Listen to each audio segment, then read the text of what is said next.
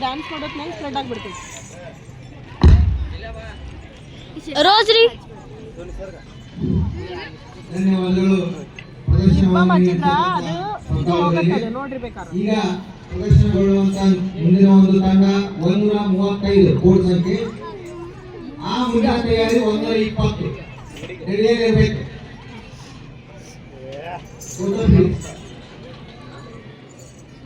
ಯಾವ ಸ್ವತಃಗಳು ಕೂಡ ತಮ್ಮ ಜಿಲ್ಲೆಯನ್ನಾಗಲಿ ಹೆಸರನ್ನಾಗಲಿ ಅಥವಾ ಯಾವುದೇ ರೀತಿಯ ಐಡೆಂಟಿಟಿಯನ್ನ ಪ್ರದರ್ಶನ ಮಾಡುವಂಗಿಲ್ಲ ಮತ್ತು ಹೇಳುವಂಗಿಲ್ಲ. ಅದನ್ನು ಸ್ವಲ್ಪ ಗಮನಿಸಬೇಕು. ಬರೀ ಕೋಡನ್ನು ಮಾತ್ರ ಹೇಳಬೇಕು. Photo please.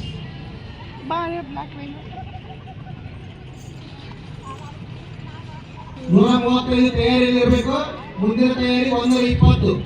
ನೆಕ್ಸ್ಟ್ ಬರಿ ಪಟ ಪಟ ಬೇರೆ ಬೇರೆ ರೆಡಿಯಲ್ಲಿ ಇರಬೇಕು. ತಾವೆಲ್ಲರೂ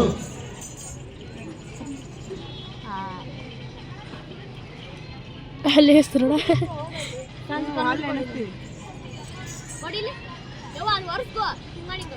ಸ್ಪ್ರೆಡ್ ಆಗಿರ್ತಾವಲ್ಲ ಇನ್ನೊಂದು 120, 106, 125, 130, 134, 134, 132,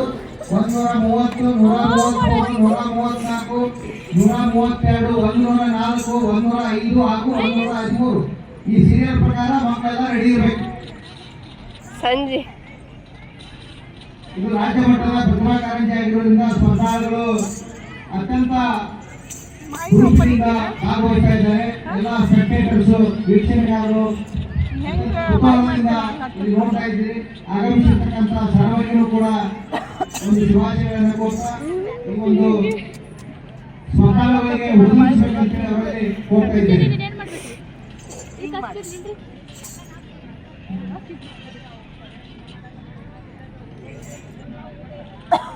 ಬಿಡೋದನ್ನ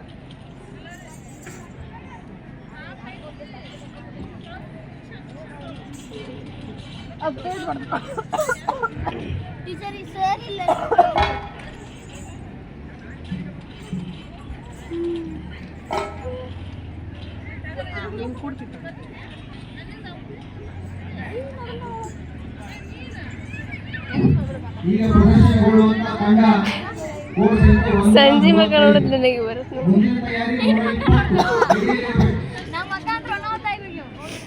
ನಾನು ಮಕ್ಕ ಮೇಕಪ್ಪಿಗೆ ಅಲ್ಲಿ ನಗುದು ಆಕೆ ನಗ್ಸಕ್ಕಂತಾಳ.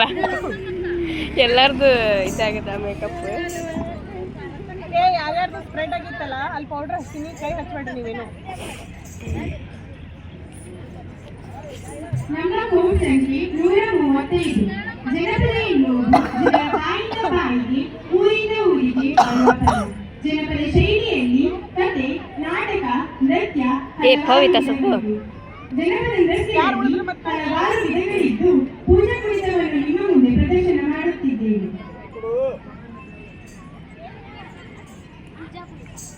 ಯಾರು